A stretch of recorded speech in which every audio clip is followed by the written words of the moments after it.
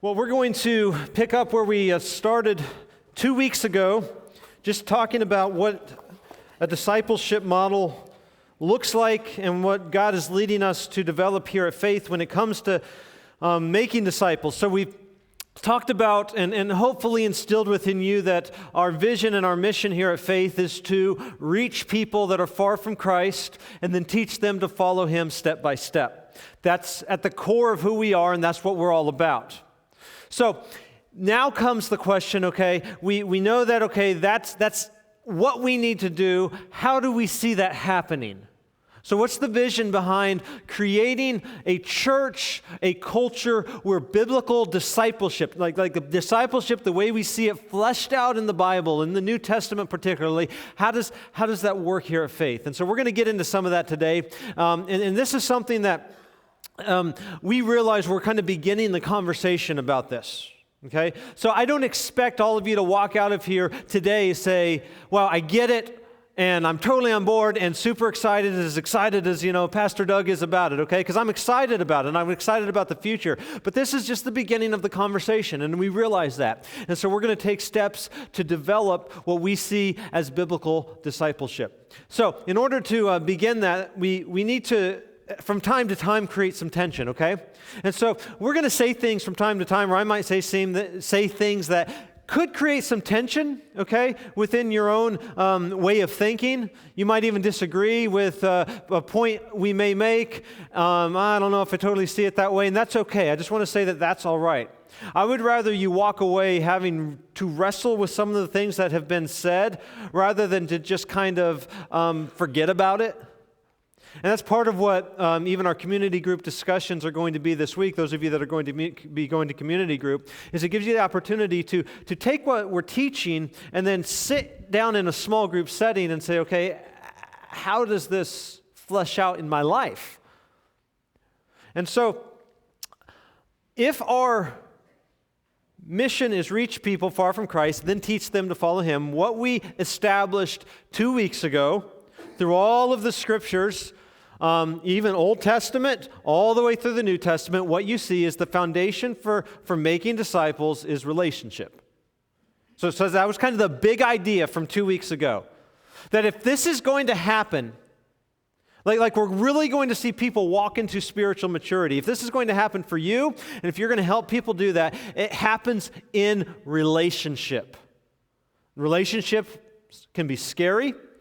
They can be risky, but what we see throughout the pages of Scripture is that real impact, real discipleship happens through relationship. The Christian life cannot be lived outside of relationship. God didn't intend for that. God intended for you to live the Christian life in community, in relationship. Therefore, if God has called you to make disciples, which I argue that He has, we're going to get into that in a second, it is absolutely necessary for you to be on the mission in community that fosters these types of relationships.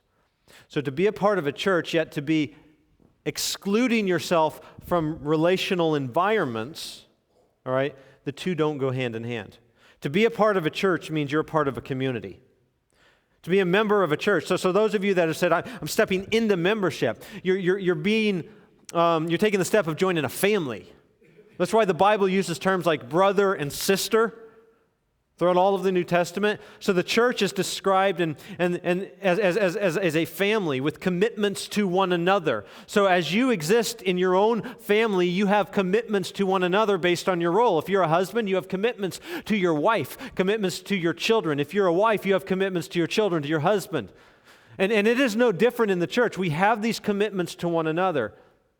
So for us to be a part of a church without engaging in relational environments where those relationships are cultivated, it doesn't work that way. That's not the way God designed it. God designed the church to be a community where we pour into one another, not where we stand as islands on our own. And this is why some of you come to church every Sunday, but you feel disconnected. You don't feel plugged in. You don't feel like you have relationships. I get that. There's probably a lot of you out there. If I polled the audience today and say, how many of you just don't really feel like you connect well, but you're here every Sunday? I think you would probably be surprised at how many hands go up. Because I feel that way sometimes, even as a leader in the church. You just feel kind of lonely sometimes, like maybe people don't get what you're going through. People don't understand what you're dealing with. Or you don't feel like, well, nobody reaching out to me or pouring into me, and that might be true. And so what we want to do is we want to kind of create a vision for a church that isn't that way, for a church that if you're here, that you're being poured into, that someone's walking with you through life, that people have commitments to you that they keep, and you in turn have commitments to others that you keep. This is the way we see the church described in the New Testament. So I want to do my best today to share with you how God, through the Bible, is showing us at Faith how relational discipleship needs to take place. So we're going to talk about relational environments and what that means for us here at Faith. Because this is the reality. This year, some of you guys are going to experience a revolution in your life. God's going to do some radical things in your lives this year through discipleship. Some of you are going to take some major steps in your spiritual journey this year, and I'm really excited about that. Our elders are so excited about the fact that some of you who have kind of just not grown a lot, maybe you're just kind of stale or you're just kind of stagnant in your Christian life. Like, I get that. Like, there's so many things in life that are kind of grabbing our attention and vying for our time and vying for our affections. And sometimes we get to these points where we just kind of aren't growing. We're not moving anywhere spiritually, or we're drying up spiritually. And we want that to change. We want so much more for you. God wants so much more for you.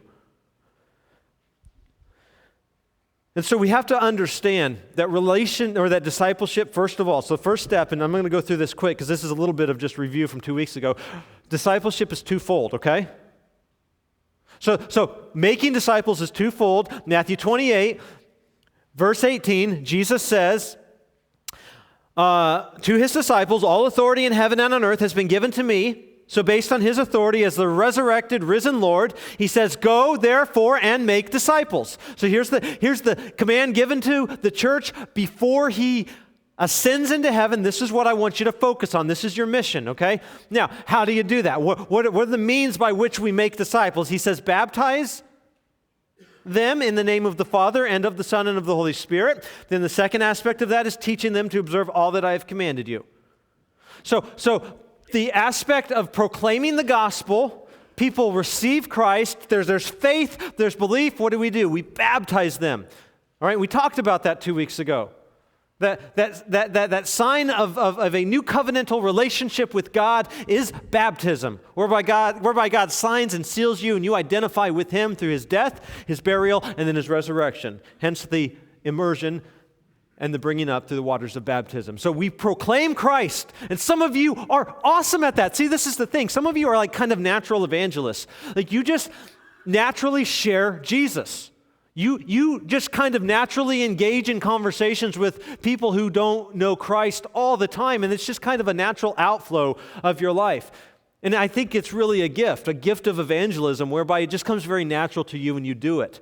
You're inviting people out to church, you're having conversations with people at work, you're doing this. Others of you, it's not so easy for you to do that. It's kind of scary. And it's probably most of us, okay? I probably tend more toward the coward side of that myself, where it's like, I don't know if I should tell them, whereas others are like, just tell them, okay? But I would say most of us probably, we have to build up the courage and so there's the aspect of evangelizing and proclaiming Christ, and some of you are great at that. Then there's the other aspect of teaching. Now, others of you are like, no, that's what I love to do.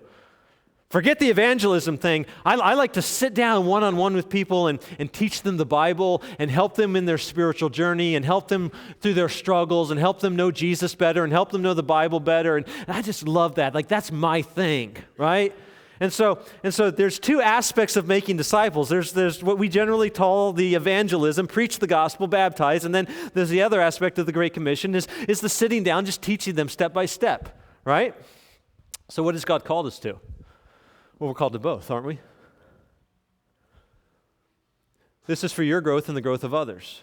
Therefore, to neglect one over the other is not to be fully engaged in the mission. So if you're out there sharing Christ and handing out tracts and going door to door and whatever it is that you're doing to share Christ, that's one aspect of it. But don't neglect the relational aspect of helping people to grow. Does that make sense? If you're sitting here saying, man, I'm pouring into people and I'm teaching a Sunday school class and I'm meeting with people, doing Bible studies with the women and teenagers or whatever, and I'm relationally kind of just pouring into people, but to the neglect of sharing Christ outside of the church environments, okay, God's called us to both. And now I get it. You're going to be gifted probably or lean more in your giftedness toward one or the other, and I get that, but the reality is God has called us to both. So to say I'm out there sharing Christ like crazy and preaching on street corners and leading people to Christ right and left, to the neglect of engaging in the relational environments of the church whereby you help people grow and they help you grow, okay, it's out of balance. God's called us to both. And that's the challenge that we give to you, is that the two aspects of the Great Commission of making disciples, proclaim Christ, preach the gospel, but also teach all things, have to be a part of your life. Both aspects have to be a part of your life. Without one, it'll be difficult for you to fully grow into spiritual maturity.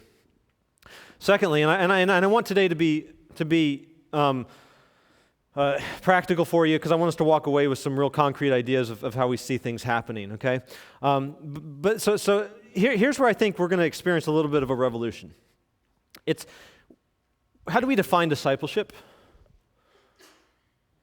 Okay, if I asked you all to define discipleship, and you're going to do that in your community groups. What is it? So pay close attention to what I'm saying right now so you get the answer right. What is it? Because some of you will sit and say, well, I got saved, 5 years ago, and they took me through 12-lesson study where I learned all the things, and then that was it. So I was discipled. How many of you went through something like that? Raise your hand. Very similar to that. Okay, maybe it was a Bible study, maybe it was a 12-week lesson, maybe it was something, but it was some sort of discipleship booklet. You went through it. Someone spent time with you. Maybe it took a few months, maybe it took a year, but they went through it with you, and you went through it, and you graduated from Discipleship 101, and generally that's it, right? It's like, I went through Discipleship 101, and now and oftentimes it ends there. It's like, now what? Well, you get involved in the church. You need to teach a Sunday school class. You need to be in the nursery. We got openings in the sound room. We need greeters, We don't need you on the worship team, but we might need you on the worship team, right? Okay? So based on giftedness, we identify gifts. They're really outgoing, greeter ministry. They're gifted musically, worship team. They love children's ministry, right? There's different, all right? So what we do is we pass down knowledge, and then we put them into ministry, put you into ministry, right? And generally, that's how we've kind of done things here at Faith, both of which are absolutely necessary aspects of discipleship. But what we're going to tell you is we don't think it should end there. Because we don't believe that spiritual maturity is based upon outward activity. Just because I can teach you everything I know about the Bible, I can get you engaged in ministry, does that mean you're going to grow into spiritual maturity? And I would say that it does not. Those are steps to help you get there. So I'm not diminishing those steps. They're a part of discipleship. But oftentimes I think where the church has failed us is in the sense of it kind of takes us to a certain point and then just drops us and leaves us there. So we grow to a certain point in our knowledge, and then we start doing activity, and then sometimes we kind of just stall right there. We want to go beyond that. And so if you go to 1 Corinthians chapter 13, so what's the basis for this? Actually, what I want you to do, you can go to 1 Corinthians 13. I'm going to go to Mark 7 real quick because I want you to see something. If spiritual maturity, and that's the goal, right? That's the goal, is that you would all grow into spiritual maturity, correct? Okay. What does that mean? What does that look like? I went through the 12-week discipleship course, and now I'm serving in the children's ministry. Does that mean, spiritually mature person? Well, no. You got to start giving. So I filled out my 90-day giving challenge. Now I'm a giver. Spiritually mature? It's a step. But at what point are you spiritually mature? Well, for those of you thinking theologically, you're going to say, well, we will never be fully mature until we see Christ and we're fully sanctified, and that's true. Okay, it'll be a constant growth. That's what sanctification is. It's that constant progressive growth that Christ does in you. But we don't want you to stall in your spiritual journey. We want you to keep going deeper, keep going further, keep experiencing more of God's grace. But just because you have knowledge, does that mean you're mature? Because there were some people in the time of Christ when he was on earth called the Pharisees. And if you know anything about the Pharisees, did they know a lot about the Bible, yes or no? Knew a lot about the Bible. They were some of the most knowledgeable men concerning the Old Testament you would ever meet. Most of them had a lot of the Old Testament memorized. All of them would have had at least the first 5 books, the Pentateuch of the Old Testament, memorized. You're talking Genesis, Exodus, Leviticus. I don't even know how many of you have read Leviticus lately? They had it memorized. This is what Jesus says about them. This people honors me with their lips, but their heart is far from me. In vain they do worship me. So how can you honor God with your lips, but your heart be far from him? You can worship, but it's in vain. So Jesus is saying it's possible for someone to have a lot of knowledge. It's possible for someone to know a lot of Scripture, but their heart be far from God. And listen, church, this is the last thing we as elders want. We don't want just a room full of people worshiping God, but their heart's far from him. We don't want to just fill you with knowledge without a heartbeat that pounds for Christ. So how does that happen, though? Like, how do you go beyond this Sunday morning into the world, into your workplaces, into your families? Like when you leave here and you enter into the home where there's strife and there's turmoil and your children are breaking your heart and there's conflict there, and you blow it and you totally snap. Anyone been there? And then I come to church and pretend like I'm awesome. And everyone thinks I'm amazing. Except my kids know. So we have to get to a point where we stop pretending like we're okay, because we know we're not.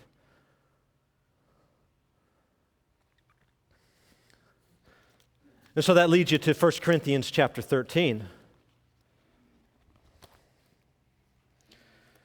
Where Paul says, if I speak with the tongues of men and angels but have not love, I'm a noisy gong or a clanging cymbal. I could have this gift of speaking with the tongues of men and angels, right? If I have prophetic powers and understand all mysteries and all knowledge, so if I have knowledge and I understand prophecy, I can exegete with the best of them. And if I have faith so as to remove mountains, but have not love, I am nothing. So Paul's saying, knowledge, spiritual giftedness, if it does not manifest itself in love, first to Christ and then to others, it is meaningless. There are a lot of people in the church that are experts in the Scriptures, spiritually gifted, but lack spiritual maturity. And so what do we want to see something happen? We want to see this type of love displayed at faith. And I'm not up here standing here saying it's not, okay? Don't hear me say, well, there's not. It is being displayed, but this is what we want to continue to push forward to. A love that is self-sacrificing, a commitment to someone for their good and God's glory. This is the type of love. So in our language, we have one word for love. That's love, right? And you've heard me use this illustration before, right? Like, I love the beach. I love tacos. I love my wife.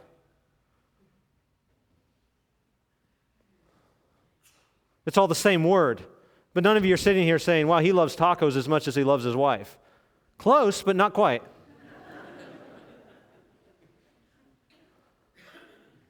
The Bible uses different types of words to describe different aspects of love, and this word agape love is found in 1 Corinthians 13. It's that love that says, you know what, I am committed to this person, and I will sacrifice for them. And I will commit to them for their good and God's glory. So now we're taking our love and we're going down quite a few levels of depth, aren't we? So for you to look at one another and say, I'm going to walk with you, not just through your times of blessing, but through your times of hell, through your times of struggle, through your times of difficulty. When you want to run back into your lifestyle of sin, I'll be there to help pull you out. When you're hurting and you're struggling, I will hurt with you. This is the type of church that we need to be. Because this is a love that takes risks. Listen, this is why we build walls and keep people out. Because it's risky, isn't it? Loving at this level means you risk getting hurt. It's also a love that invests deeply. Is it possible for you to dress up the outside, come to church every Sunday, give faithfully, serve faithfully, and yet be really, really, really far from God during the rest of the week? And nobody knows. As elders and pastors in the church, we are on the front lines of people's lives. How many of you have ever seen people a part of the church and they're faithful and they're serving and they're engaged and they're involved, and then all of a sudden, out of the blue, the marriage explodes, it's gone, and they disappear from church? How many of you have ever seen that happen before? All the time. All the time. Wow, that person's been going to church for 25 years and their marriage just blew up and nobody knew. Well, I couldn't tell anybody because they thought we were all spiritual. They thought we had a good marriage. I couldn't say that we were struggling. I couldn't say that I had issues in my own personal life that was driving a wedge between me and my wife. I couldn't say that to anybody. And so they live with guilt, and they put on the mask and come to church every Sunday, and everyone thinks they're fine, yet there's no spiritual growth, there's no spiritual maturity, and nobody knows. So passing on knowledge to that person only goes so far. So discipleship is it is the passing on of knowledge. So understand that we do pass on knowledge. It's a part of our process, but it is a sacrificial commitment to know one another and be known. This is the revolution of discipleship. This is where we want to go. And so as I wrap things up,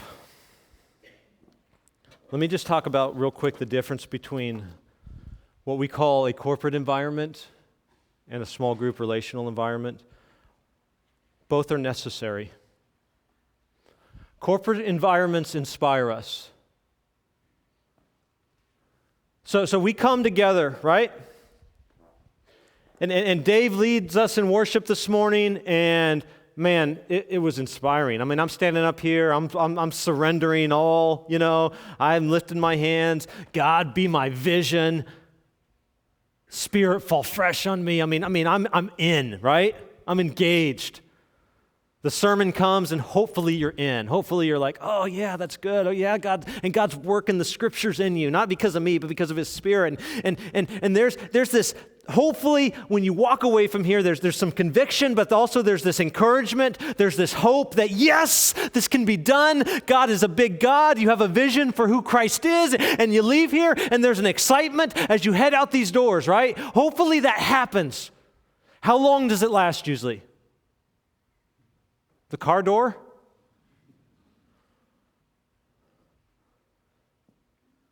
Get in the car, kids. We got to get home. I got to make lunch. What are we having for lunch? I don't know. We'll just stop and pick something up. Okay, fine. So, the game's going to be on. The Eagles lost again. They missed the play. Oh, fine, right? What happened to all that spiritual inspiration that you received on Sunday morning? What happened to it? It's gone, right? So these environments, as much as I love what we're doing right here, right now, as much as I hope you're inspired, I know by the time you reach the car door, it's probably going to be gone. That's just the way we are. So what happens? Is we have to create relational environments that then sustain us.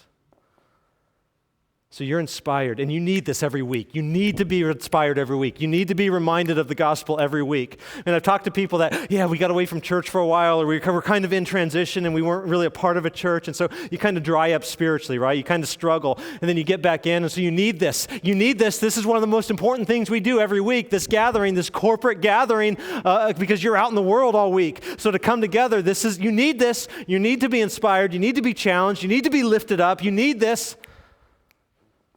What you also need is to be in part of a relational environment where you can deeply pour into someone else. Where that person that's sitting there next to you that you think is okay ultimately opens up and says, you know what, I got a porn problem. I've been looking at pornography and I don't know how to get out of it. Uh-oh.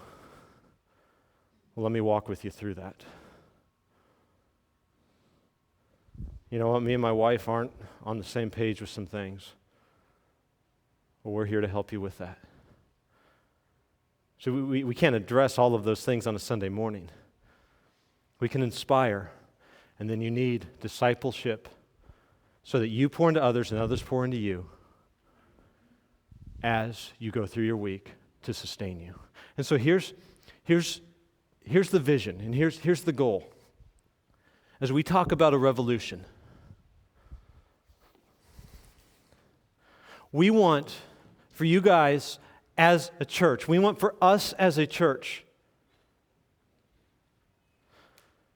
to, yes, grow in your knowledge of Christ. The Bible talks about passing on the knowledge of Christ. We want you to grow in your exercise of your gifts, to be a part of the ministry. But we don't want it to end there. We want you to go beyond and deeper in your walk with God. We want you to know those around you, and we want you to be known. And I'm going to tell you straight up, it's going to be a challenge for some of you. Because some of you are sitting here today and you're saying, if they really knew me, they would want nothing to do with me. And I'm telling you, if we're going to display the grace of Christ, we absolutely want to help you. We do. So if you're feeling like, if they really knew me, they would want nothing to do with me, you're wrong. Christ reaches out to you through His church. And we want to come alongside and we want to help.